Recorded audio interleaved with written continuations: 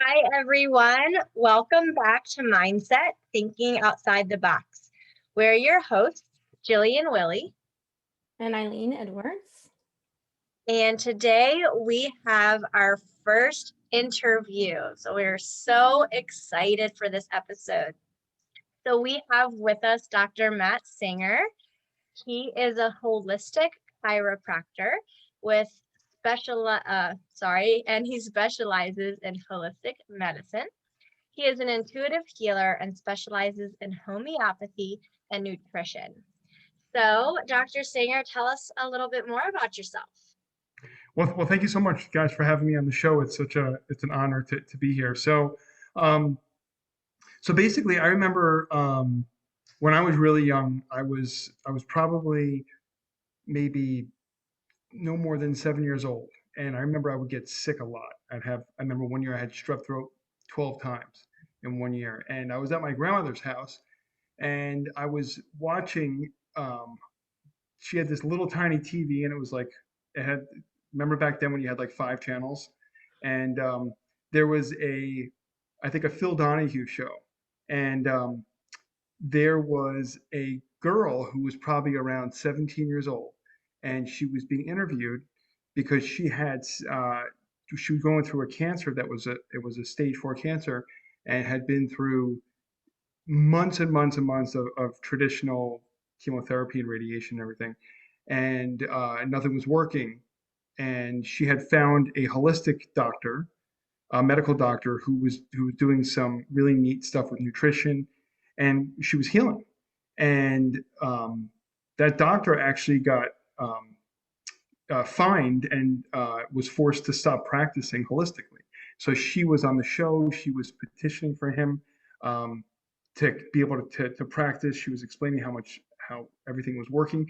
And at such a young age, something clicked inside of me, and I said, "That's exactly what I want to do. That's exactly what I'm meant to do. Like that was my purpose." Um, fast forward, I basically went on that track where I knew I wanted to be in the field of natural medicine. So I I'm always amazed how the universe works. And I remember I was in chiropractic school, and it was probably one of my first classes, and I'm sitting next to a girl, and I introduce myself, and I say, how'd you get into this healing art? And she said, my father's a chiropractor. I'm like, oh, really? Tell me about it. And she's like, well, he's not really your typical chiropractor. He kind of works with people who have cancers and lupus and autoimmune diseases. And I'm thinking, oh my gosh, this is exactly what I'm looking to do.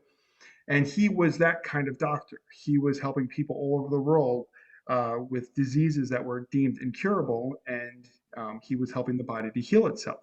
Um, so that's where my journey began. I actually was introduced to it that way, and was mentored for 4 years, and 17 years later, it's still an ongoing um, uh, journey. But I'm always humbled every day at what the body can do. I always tell people, I'm not the healer, the body is. Um, so that's kind of like every day my journey is always different. Um, but then I'd say like halfway through chiropractic school, something just inside of me started to turn on. Like we all have the gift. Um, and I guess my third eye started opening up, and I'd be I'd be talking to people, and all of a sudden, I'd close my eyes. When I closed my eyes, I could start to see something around them. And at first, I didn't understand it, and then after working with some spiritual healers and some mediums, I came to realize that I was able to see their energy. And then I said, well, if I can see their energy, maybe I can hear stuff also. So then a couple years later, after really practicing the intuitive art, I was able to see where their energetic blocks were. I was able to see what I saw as their timeline um, of basically how something happened, and I was able to hear from their higher self or from their guides exactly what the problem was. So whenever I work with a patient now, um, I'm able to close my eyes and listen to what their body's telling me to kind of hone in on exactly where the spot is of what we have to do. Um, but as always, there's always emotional blocks and energetic blocks that have to be cleared first to help the physical side heal. So that's kind of a little bit about how I kind of got into this. It was more of like an asking, and I realized that the more you ask your guides and angels for information, the more they're going to give it to you. So that's kind of how I started this journey. I love that. That's fascinating. So I've kind of hear what you're saying and what we've talked about previously about having like a few businesses. You talked about being a chiropractor, being into like holistic medicine. So I understand chiropractic care. When you Mhm. say that you do holistic medicine or you do like energy work, can you Mhm. tell us a little bit more about that? Sure, absolutely. So, holistic medicine is probably the most interesting of all the healing arts. Because with holistic medicine, um, instead of looking for the symptom or chasing the symptom, it's about finding the actual cause. So, with holistic medicine, um, we're accessing parts of the brain. One part of the brain underneath the back of the brain called the occipital lobe. There's an area called cellular memory. And cellular memory is an area where every cell in the body, from the time we're in the womb until now, is relaying signals to the brain when a virus attacks the body, or a bacteria, or some kind of heavy metal or chemical, um, or we have a traumatic emotional event, or when our hormones got offline. The brain knows everything. So with holistic medicine, we can access every part of the brain to help put together like a puzzle piece. And that kind of work, we're using muscle testing. So it's a form of applied kinesiology where we're using muscle testing. And what I'm doing is I'm, st- I'm going after the origin of the cause. So like if a patient comes in with digestive issues, it's one thing for me to give them digestive enzymes and nutrition, but it's another thing for me to find out exactly when. So um, with holistic medicine, I can access what's called their healing timeline through cellular memory. And let's say the patient is 37 years old, but when they were 4, they were exposed to E. coli or salmonella or some kind of a foodborne pathogen, and that actually triggered an event where the body slowly started making more enzymes than it should have. Or it makes them unable to digest food, or it's amazing what shows up. So that's with holistic medicine, we are looking for the that one origin at whatever timeline it was. Sometimes we'll find out at a month and a half old they got vaccinated and that caused leaky gut, or other times we'll find out that they were exposed to um, high levels of radiation or mercury or copper, tin. The water had some kind of toxin to it, and it made their large intestine unable to absorb the nutrients needed during the process of digestion. So it's so interesting. It's holistic medicine is truly a way of having a conversation with the person's body and having the person tell you exactly what the problem is. Um, and so I hope that kind of makes a little sense. I know it's hard to when you're not seeing it in action, but I hope that kind of makes some sense. Yeah, that helps. It does. Yeah, that is so cool. And I know, um, Dr. Singer, I've had you help me with this for my family. And there was one of my children has some severe allergies. And so I went to Dr. Singer and I asked for some guidance if he could tap into his timeline and see, why my son has the allergies that he has. And you were able to see that it actually stems back from me, from the experiences that I had when I was a baby. And then my son took that energy on when I was pregnant with him.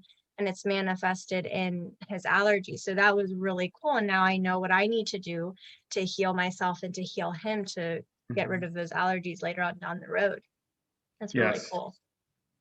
You know, Really cool. and that's where whenever we're dealing with multiple energies connected with other people, that's where the healing art of Ho'oponopono is so powerful. Are you guys familiar with that? I've heard it. Yeah. I am, but could you elaborate on that for our viewers? Sure. Well, Ho'oponopono is probably, I use that so much in my practice. I use it so much in my life.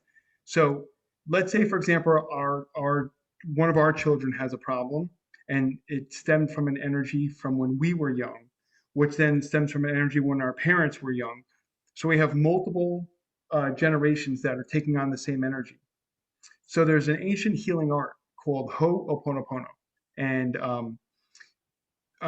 you can see it on YouTube. There's a lot of practitioners, and one of the most famous ones is Dr. Hugh Len, Hewlen, and with Ho'oponopono, what Dr. Hugh Len did is he was asked by the Hawaii State Hospital for the criminally insane. Um, he was begged to basically work there, and at this hospital, it was like the most dangerous of the dangerous people. They this was like a ward of the hospital that nobody wanted to work in. And so Dr. Hewlen said, okay, I'll work there under one condition, is that I'm going to do Ho'oponopono my way. I'm not going to meet with any patient. He never met any of the inmates. There was over 400 uh, uh, patients at that hospital. Um, so he read their files. And what he did was he felt in himself what it was bringing out. So when he would read another person's file and he felt sorrow or he felt anger, he felt abandonment, or he felt unloved, he would start clearing it with Ho'oponopono, which is just those four phrases: "I'm sorry, please forgive me, thank you, I love you." Um, so when I'm working with patients where we need to clear energy and we can do the Ho'oponopono, it literally releases that connection. So when when Dr. Hewlen was reading their charts, he would go one by one, and after 4 years, the entire hospital was closed for that on that ward because every person was rehabilitated, and he never met a single person that he healed. And that's why Ho'oponopono is so powerful. So when we have an issue where our child is having allergies, we know it stems from us or stems from our mother or grandmother or great grandmother. We can do Ho'oponopono, and it's going to literally clear the entire lineage of where it's connected. That is so powerful. And Dr. Singer, how is it going to differ for everyone how often you would have to do that? So, that's a great question because basically, the way that I was taught it is you're going through every single thing that the circumstance is bringing out. So when we can really tap in and remember what was affecting us, or we can even just think about what it must have felt like, or we can talk to our mother or father and say, "Tell me what it was like for you to go through the trauma when I was an infant," and then you can feel that sorrow, that fear, that anguish, that unknowingness, and everything that comes out. You clear one at a time. I'm sorry for holding on to this thought. For whatever reason, I had to come in contact with it. I'm sorry. Please forgive me for these programs of thought that don't serve me. Thank you for cleaning and clearing and cutting all cords associated with it. And I love you. It's that simple. So I go through each thing, and what you really want to do is you want to find out how many things it really brings out. And then you focus on your child and find out what it's bringing out in you, any frustrations, worries, fears. You hope on that. It's amazing. It's not like it takes a long time. It takes sometimes less than an hour to clear an entire lifetime of energy.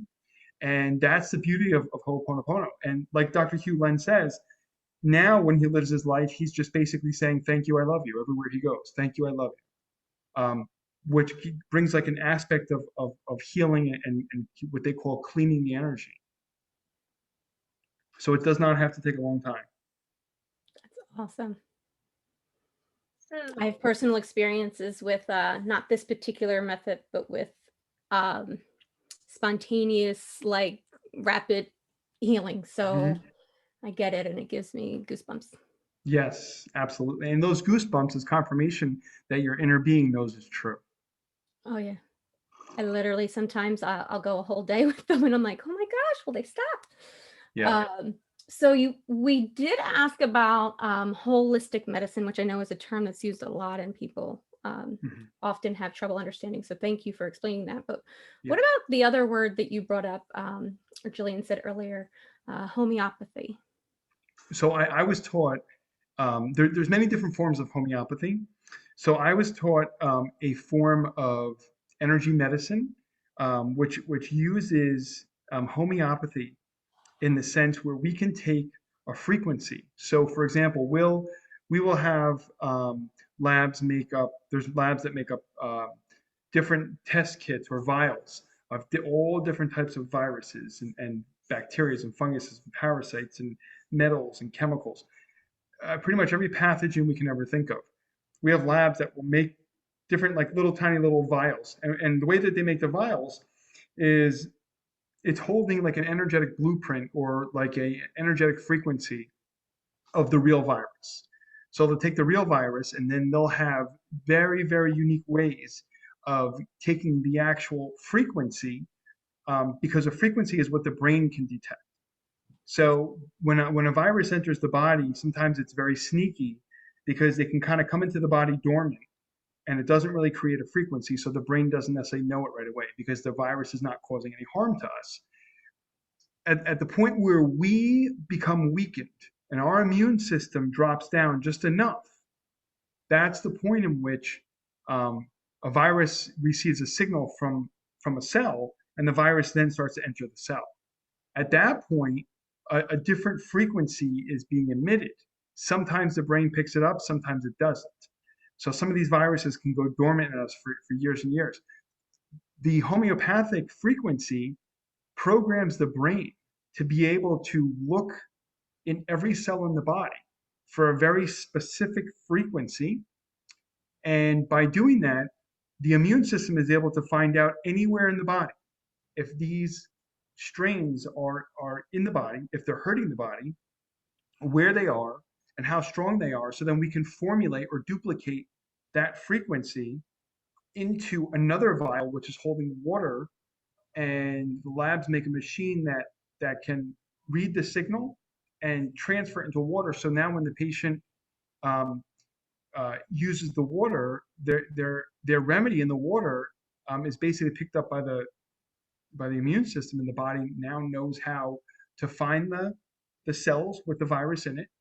It knows how to signal um, the antibodies through the antigen process, and the body knows how to heal itself from there. Knows how to get rid of what's hurting it from that. So that in itself was so fascinating to me when I was learning it, and it's not a new technology. It's a very very old technology, which is so powerful. It's an original form of the practice of medicine, um, and those types of applications were taught to me by medical doctors who were on the cutting edge of holistic medicine, and it's been around for hundreds of years, and it's absolutely amazing what it can do. Oh, I before now, I didn't even know that existed. That is so incredible. And actually, I was thinking about, Eileen, we did an episode on affirmations, and I had mentioned using frequencies tied to your affirmations to help get your affirmations into your subconscious quicker. So Hmm. it sounds like you're using, through this method, you're using frequencies, for a similar purpose, obviously with a health, it's Yes, so absolutely. That's exactly right. And the same way you would use it for affirmations is exactly the same, because it's energy and you can use it for anything. It's so powerful. And energy healing. I've done some work with energy healers before. I know that energy healing is special in that it can work in a variety of ways. So I'm not sure with the work that you do, but I know that sometimes you can meet with the person in person, or you could meet over the phone, or you Mhm. could um, meet via like this, like via Zoom. Or I know in times, I was saying before we were recording that my aunt is very much into homeopathy and holistic medicine, and she sometimes would like hold a picture of Yeah. someone to get Hmm. that like connection with them. Yes. And so, how about the work that you do?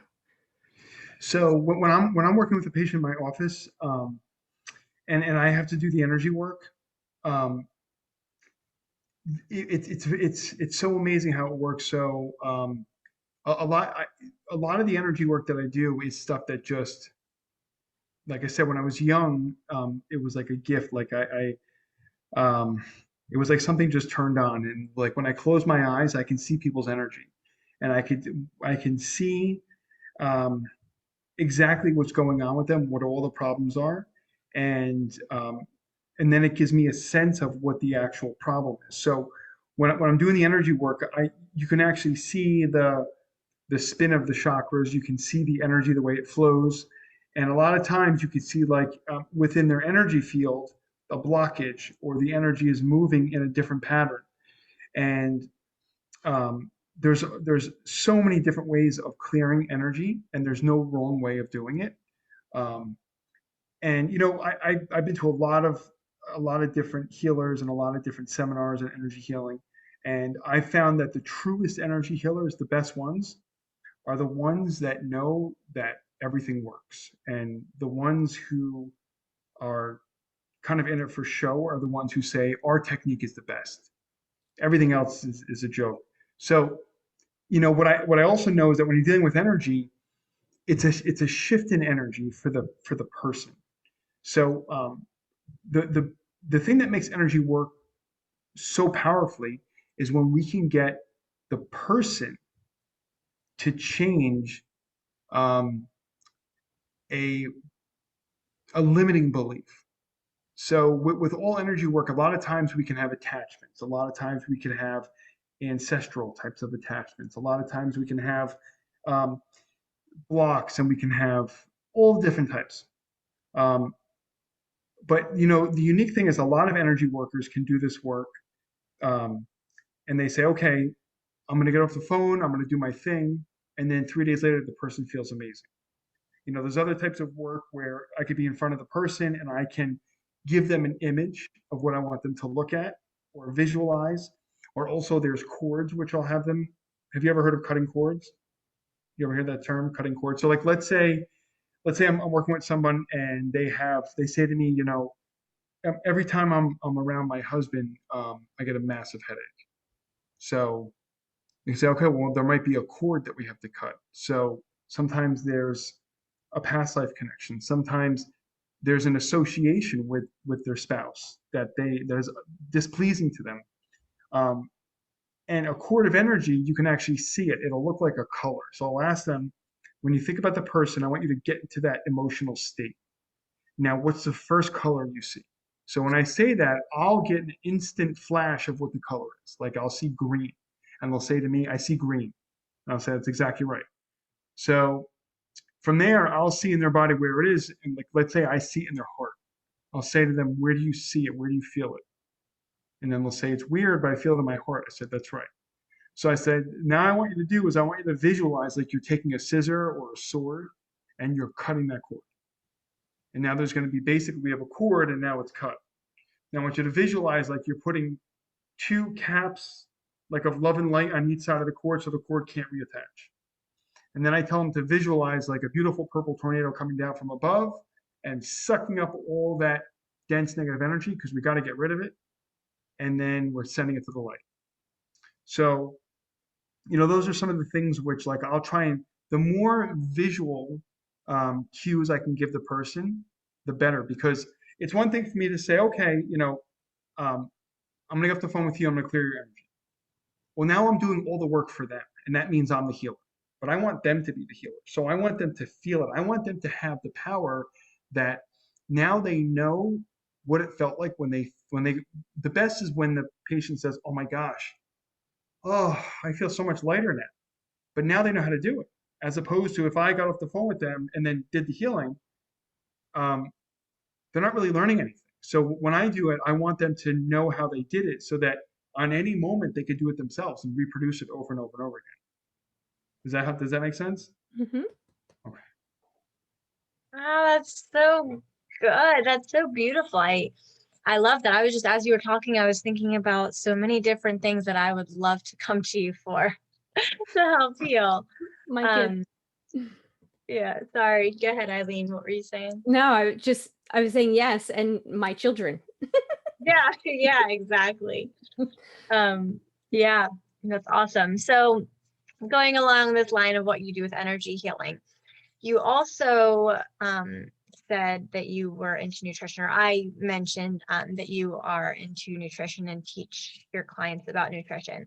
So how do you combine the nutrition and health part with the energy healing? What's the combination there? So what was so fascinating to me is that when I started really understanding the energy, I saw that everything has energy, right? So when we are in a very low state, when we're beating ourselves up, um, we're going to vibrate with food that has a low frequency. So um, when we're looking at food that's been denatured and killed, like let's say a fast food hamburger, it's going to have a very low frequency. And if we're in a rut or we're depressed or anxious or fearful, we're going to be vibrating at that frequency. And then that's going to actually drive us to have a craving for that kind of food. When we're in a place of love and a place of trust and knowingness, um, we're going to be vibrating at a very high frequency. When we can get into a place of enlightenment, um, then we're going to be looking for foods that are alive. It just innately, you're going to have this craving for, fruits and vegetables which are alive. So, when I'm working with patients with nutrition, the first thing I'm doing is I'm trying to understand the foods they're eating and why they're eating it. So some of my education, I have backgrounds in enzyme therapy and you know, two separate degrees um, in nutrition as well. So what I've learned a lot about nutrition is that foods will always set the body up to heal. Foods themselves are not going to heal the body. The body's going to heal the body, but the right foods are going to set the person up. So, what I've come to find is this, is that food is going to mirror our current state of energy. That's basically what it comes down to. So if somebody comes to me with diabetes, the first thing I'm going to do is I'm going to first understand the stressors in their life, and I'm going to understand, um, their state of their mindset, um, and then I'm going to start to understand the stress that they're holding in, and from there, that's going to help me understand the foods that are going to be appealing to them. So that when I say to them, "Do you eat a lot of fried foods or a lot of meats?" And they say, "Yeah, I eat a ton of meats and cold cuts," and that I'm craving meats because that's going to be the energy. So, what I've learned to do is when I can change or help to change a person's outlook on themselves and get them to see that they are the healer and fall in love with themselves, it's very easy to incorporate nutrition after that. It's very hard to get someone to change what they're eating when they're not happy with themselves or they're not happy with life or they think that life is not favorable in any which way. So that's why it's so integrated. There's there's a lot of books out there on nutrition that say, don't eat this, don't do this, don't do this. And after about 3 days of following that, it becomes very, very frustrating because someone who hasn't changed their energy is not going to want to follow that program. And then they're going to have all these books in their library of nutrition. And you can go to any bookstore and there's going to be 300 different books on nutrition, but none of it's going to work if the energy hasn't changed. So that's why the first thing always we have to incorporate the energy because the energy of the state of us inside is going to mirror what we're going to choose um, on the outside. Thank you. That was really, really, really informative. And what about all these different things that you're talking about, like the actual work that you do? Does it last long term? That's a great question. So when somebody when we're able to give the person the power to understand how they made the change, it's forever. When someone says, "Oh my gosh, Dr. Singer, you helped me so much last week. You healed me last week." The first thing I say to them is, "I didn't heal you, and I'll never have the power to heal you. You heal yourself. I'm just the facilitator." So if somebody can't get past that level of thinking and they keep chasing the next thing and the next thing and the next thing, thinking that, well, maybe if I take this supplement, or I read about this, or I should do this intermittent fasting, or I should do this diet, or I should go on this cleanse, they're still missing the big point. And if they still think it's something from outside of them, it's not going to last. When I get someone to shift their belief system and their energy about themselves, that's where true healing lasts forever. So I remember when I was young, and I was, like I said, I was sick um, with strep throat every month for 12 months. And even when I was in college, I was dealing with mono. I remember I got to the point where um, something just inside of me said, I'm done with this. And I made the choice right there to change my belief system about illness, knowing that you truly are the healer. So when I can get someone to really know that they're the healer, that's where it lasts forever. Saying That sounds, goosebumps again. it sounds like mindset is a huge piece of this too. Because if you Yes, don't believe in it, then it's not going to work for you. But if you do correct. believe in it, it will. Yes. Yes. And that's where I don't know if you guys have ever heard of Dr. Joe Dispenza. Hmm. So his retreats and his seminars are life changing.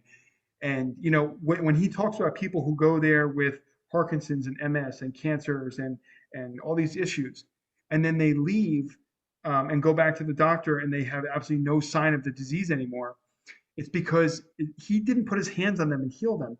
He got them into the state that allows their body to heal. So once the body's in that state of healing, that's how the body heals. So think about it like this: the moment we're born with the innate intelligence of how to keep our body healthy, just like a cork knows how to float. But the moment we hold the cork underwater, it's still a cork with an innate ability to float. When it can cut the stressor that's holding it underwater, it'll float again. When we can let go of the illusion or the perceived stressor that's not even real, we return back to health.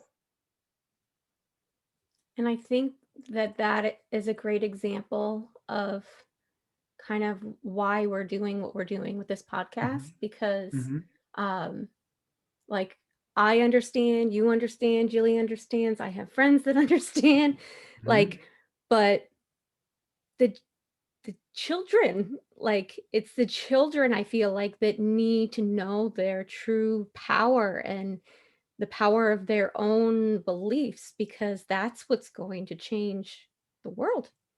Yes. um and so that's why, we're doing what we are. Yes. So, one of the from some of the masters and the gurus in healing, I've heard a lot say that if we want to change our children, we have to first change ourselves. It always comes from within us. It's always, anytime I need to influence my children, I have to influence myself first. It always has to come from me. If something's going on with my child, I have to first fix me, because I can't fix anything first, because my child's going to be a mirror reflection of me. So I have to find out myself what's going on before I can try and think that, oh my gosh, what's going on with my son? Well, what's going on with me? And then I'm going to shift the energy, and then it's going to help him shift. Mm. That's why Jillian and I, a lot of times when we're planning for these episodes, we'll talk about like examples or samples of, information. And it's like, well, we really want those examples to resonate with the listeners, the parents, the teachers, Mhm. Yeah. because we need them to have an understanding, and a way to use these strategies and things for themselves, um, so that they're better able to help and model for others. Right. Absolutely. Yeah. And that's true too of not only your children, what you were saying about what your children are doing or presenting is a reflection of your inside, but also your students, right? Because our outside world is a reflection of us. So if we Absolutely. see something that our students are doing, some kind of behavior or thought pattern, excuse me, that they're exhibiting, then going within and seeing where that comes from. And Dr. Singer, can that come from not only something that maybe you're aware of, but could that come from also ancestrally, something you don't even know is going on or inside of Mhm. you? And like, how does that work?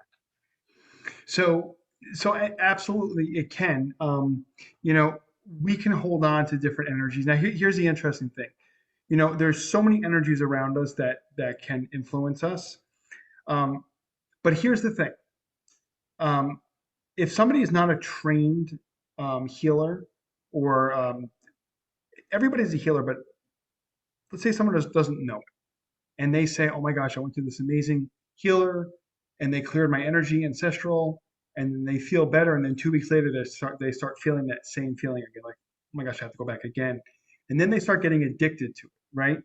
So some of the greatest healers that taught me said that um, it's great and all to clear ancestral issues, but even if you cleared every single one of them, now they're still living in their ego brain. They're still living in the brain that is wired for fear and wired for focusing on the worst possible outcome, and is focused on past situations that caused us stress, and doing everything I can to try and avoid that stress again in the future. So some of the best methods I ever learned from healers is, yeah, to look for the ancestral connection, but at the same time really working on the ego brain, which can keep us in that state of feeling horrible.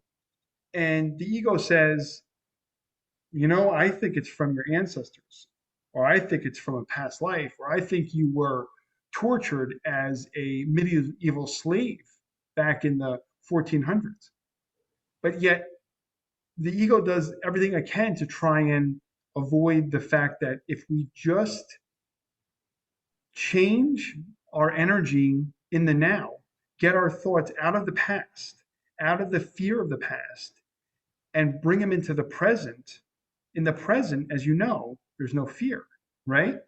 So yes, to answer your question, the answer is yes. However, um, there's never going to be an end to thinking that you have to keep clearing out ancestral issues, um, because there's always going to be another and another and another and another. But it's not about necessarily that. It's also about dealing with what we chose to deal with in this life as well. Does that make sense? Hmm. I feel like we could Absolutely. talk all day about this. Yes. Mhm. We could talk to Dr. Singer all day, literally. So then where Yeah. would you recommend someone start if they're new to learning, about mindset and such?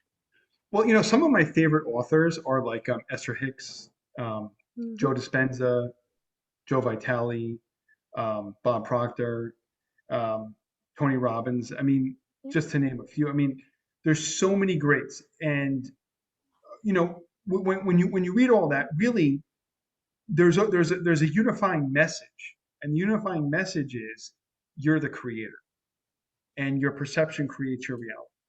So when we can know and trust that we really are the creators of our reality, and we can trust and have such faith um, in that truth, um, you know, you're gonna accomplish every single thing that you put your mind to. I mean, it's once you have that vision of what you desire, the universe has a wherewithal to bring it to you. And you know, there's infinite possibilities and infinite opportunities for us to become who it is that we choose to become. So there's no limitations except our thinking. So, um, you know, those are, there's so many great, I mean, it's endless. Once you get started, it's just, it snowballs from there. There's so much to learn. There's so many great authors. I agree. Yeah, We've thank talked you. about Those, some of them on here before. yeah, those were great suggestions. Thank you for that, Dr. Singer. And what if someone, you know, is interested in contacting you? Do you have information or a Facebook group or anything? Yeah, so my website is drmattsinger.com. Our Facebook is Create Your Life, um, and it's that's a really neat Facebook um, group that we've started, and there's going to be tons of great stuff there. We're going to be doing tons of like live uh, uh, stuff as well, and we have we're also in there. You can see like our coaching services that we offer. So so it would be drmattsinger.com, and then Create Your Life is our Facebook page. Awesome. Thank you for sharing that. And thank you for your time today. We are so grateful to have you on our show. Eileen, do you have anything to end with? Lots and lots of goosebumps. Sorry, I had to laugh because I know I you feel have like the goose. they haven't left since about 5 minutes in. So thank you very, very much. No, thank you. It was an honor to be on with you, with both of you, and thank you very much. Thank you. And a friendly reminder to all our viewers out there, we also have a Facebook group, Mindset Teaching Outside the Box. So you can head on over, join both of those groups, Dr. Singer's and ours. Lots of good content out there, lots of events, lots of learning. We are here to help and support and share with one another. So we are so grateful for you, and we will see you next time.